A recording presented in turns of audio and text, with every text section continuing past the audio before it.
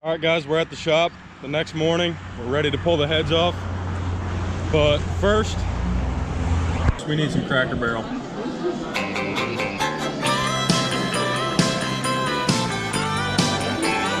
We're ready to pull the heads off this morning, so we're about to go do that.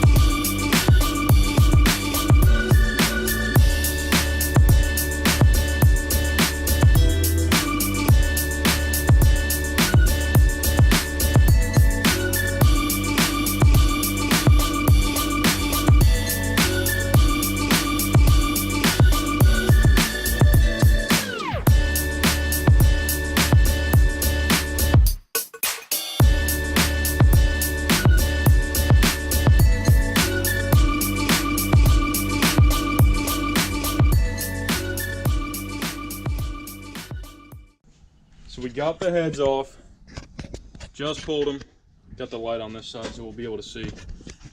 And so far everything looks good. I mean, I can't tell where the gaskets were blown just yet, but I'm gonna do some cleaning, make sure none of the pistons are cracked, because that would be a problem. But here's the heads. They do look pretty clean inside. Gotta pull the manifolds.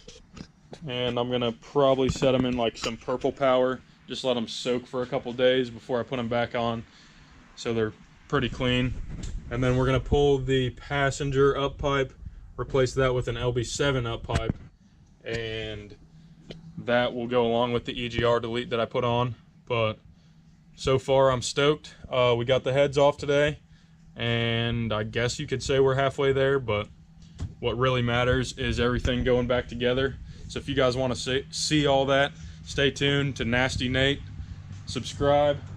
Let me know if you guys have any questions. This honestly wasn't as hard as I expected it to be. So if you guys think that you could do this, or think that it's possible or whatever, I would definitely go for it. It really doesn't take any specialty tools, and it's not that hard. It just takes a long time. So if you guys have time, go for it. But stay tuned, and we're going to put this thing back together. So,